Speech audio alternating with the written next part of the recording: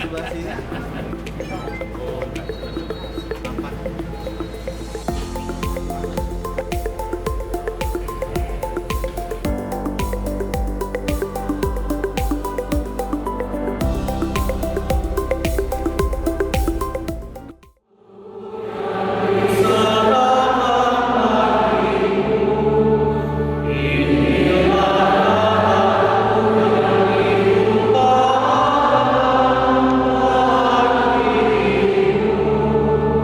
Inilah Injil Yesus Kristus menurut Santo Yohanes.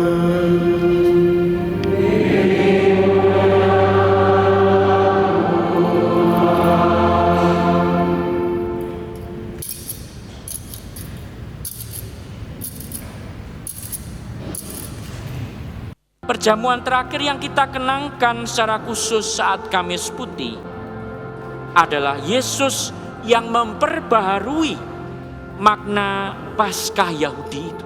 Dia makan, tapi diperbaharui oleh Yesus. Semula pembebasan bangsa Israel dari perbudakan Mesir menjadi pembebasan manusia atas perbudakan setan, atau kemerdekaan manusia atas belenggu dosa lewat penyerahan diri Kristus yang mencintai manusia sehabis-habisnya. Maka kita selalu kenangkan itu. Ada upacara ini, Ekaristi ini. Inilah tubuhku yang diserahkan bagimu. Inilah darahku yang ditumpahkan bagimu. Setiap kali Ekaristi kita mengenangkan seluruh hidup Yesus, karyanya, wafatnya, kebangkitannya. Dalam arti tertentu Ekaristi itu memang komplit. Dan lebih dari itu, Ekaristi bukan hanya sekedar dikenangkan seperti kita membayangkan atau sekedar upacara saja. Di dalam Ekaristi Yesus hadir dalam tubuh dan darahnya itu. Oleh karena kepercayaan itu, iman itu, kita pun menghormatinya. Ekaristi tidak hanya sampai di situ. Injil Yohanes memberi penekanan lebih pada Yesus yang rendah hati, yang penuh kasih dan melayani dalam perjamuan terakhir. Tradisinya memang sebelum perjamuan, orang yang hadir itu dicuci kakinya. Karena sandal zaman dulu itu terbuka dan banyak debu, ya.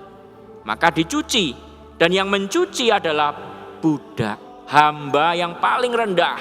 Itu yang tugasnya mencuci di depan itu. Nah, Yesus memperbaharui hal itu. Dia yang adalah guru dan Tuhan membasuh kaki para murid. Tentu saja hal ini tidak wajar.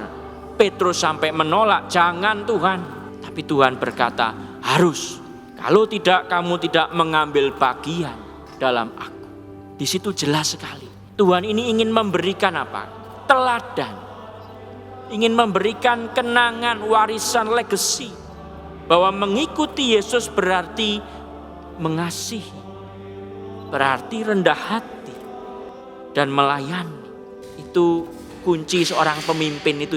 Kalau mau mengubah budaya, mengubah tradisi, pemimpinnya harus mulai dulu. Nah, Yesus lakukan itu.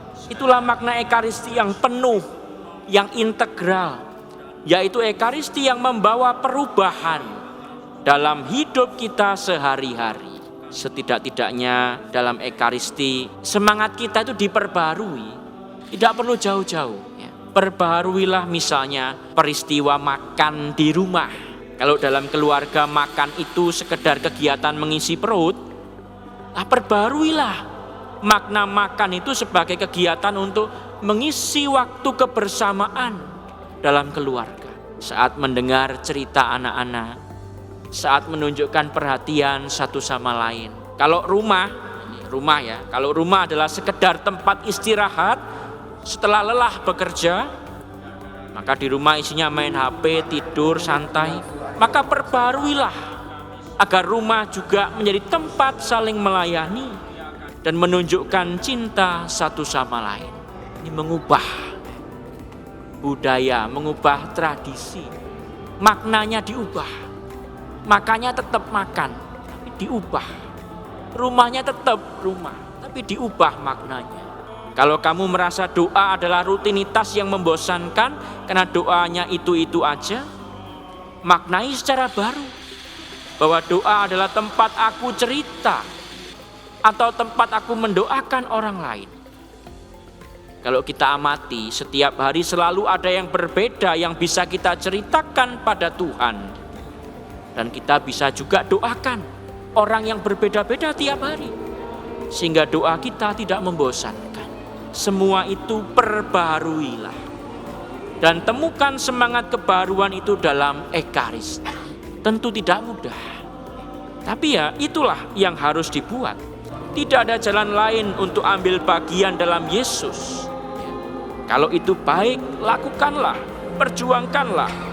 Karena di situ kita sedang diperbaharui dalam Yesus Kristus. Amin.